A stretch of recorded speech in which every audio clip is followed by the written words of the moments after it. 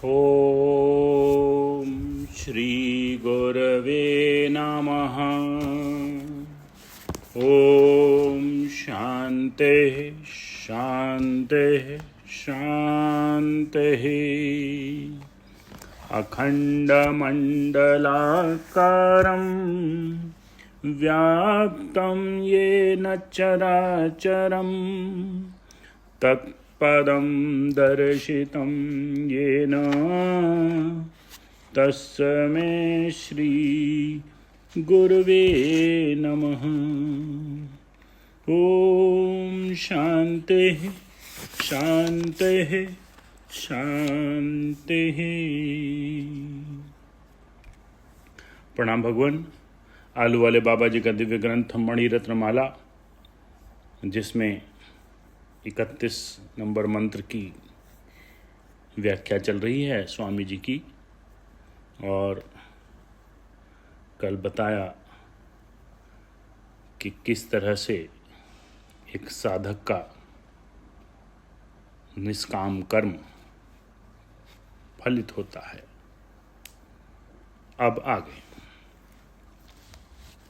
ईश्वर में आस्था न रखकर जो संसार स्वरूप स्त्री पुत्र धन आदि में आस्था रखता है,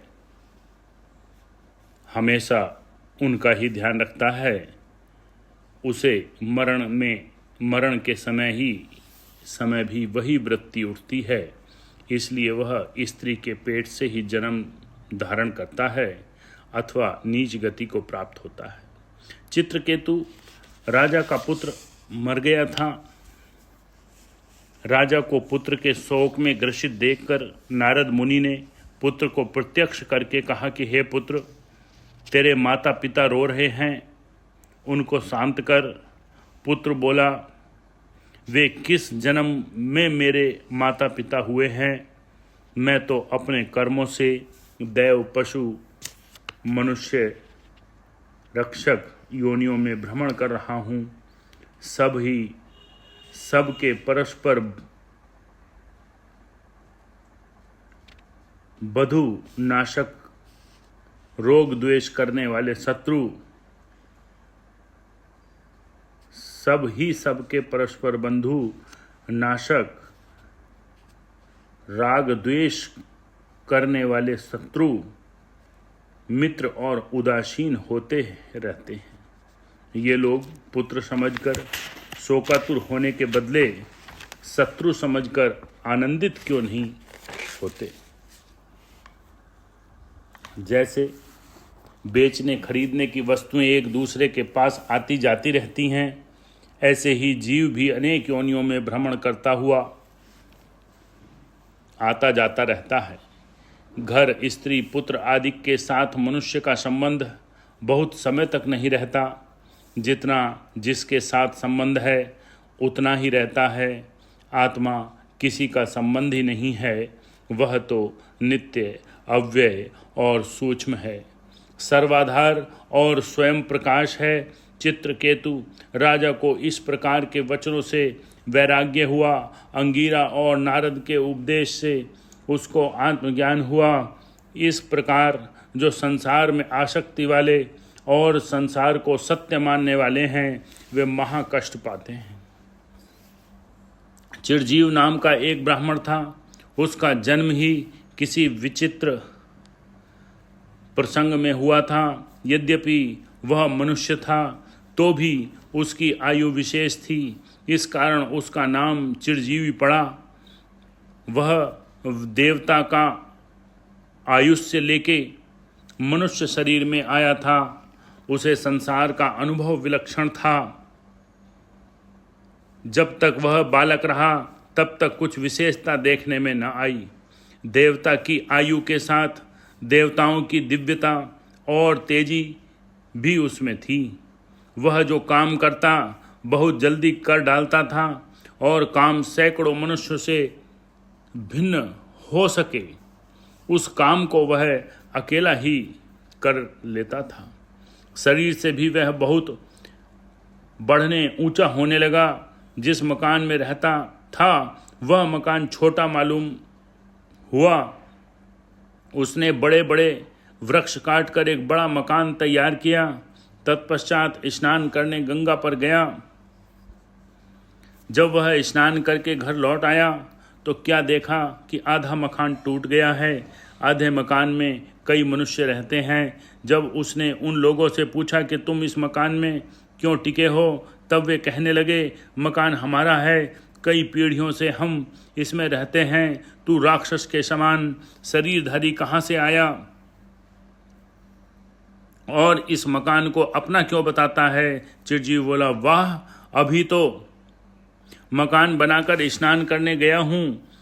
यह क्या बात है? तुम कहते हो कि हम कितनी पीढ़ियों से रहते हैं, कौन सच्चा है? उसमें एक बुढ़ा था, उसने कहा, मैंने सुना है कि हमारे वंश में एक बहुत बड़ा मनुष्य हो गया है। उसने घंटे भर में यह मकान बनाया था। उसका भाई इस घर में रहता था। उसका नाम आत्मा राम था। आत्मा राम का पुत्र प्रभाशंकर, प्रभाशंकर का पुत्र आंतर राम और आंतर राम का पुत्र विलास राम, विलास राम का पुत्र तनसुख राम हूँ। मेरे पुत्र पौत्र इस घर में रहते हैं। चिरजीव आश्चर्य युक्त हो विचारने लगा कि यह क्या बात है। आत्मा राम तो मेरा ही भाई था। क्या मैं स्नान करके आया, इतने में ही आत्मा राम की इतनी पीढ़ियां हो गईं? आश्चर्य है। ऐसा विचारता हुआ वह बाहर बैठ गया। थोड़ी देर में ही उसने देखा कि घर वालों की 10 पीढ़ियां हो चुकी। जैसे वर्षों के कीड़े आदि होकर मर जाते हैं, इसी प्रकार क्षण क्षण में मनुष्य की उत्पत्ति होना, पुत्र पौत्र होना, मर जाना देखने में आया। जिस जिस पदार्थ में वह देखने लगता था, देखते देखते ही उस पदार्थ की सैकड़ों आकृतियां बदल जाया करती थीं। क्षण भर के मुकाम के लिए मेरा तेरा कर के जन्म धारण करके मर जाते थे। इस प्रकार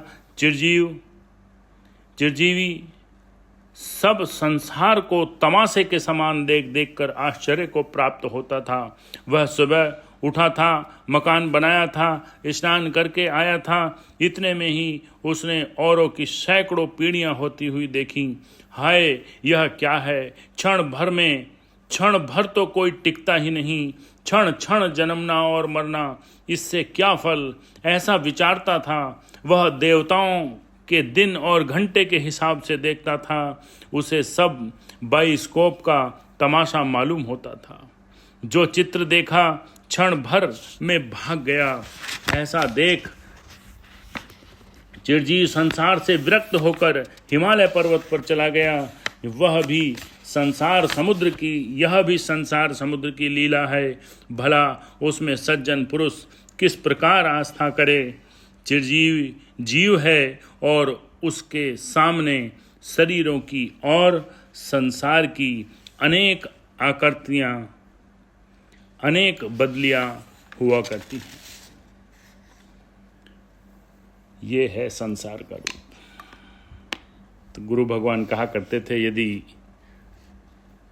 पिछले कई जन्मों की रील तुम्हारे सामने चला दी जाए तो तुम्हें खट्ट से बोध हो जाए। और वही कुछ इस रोचक दृष्टांत में देखने को मिला है। ओम शांति शांति शांति।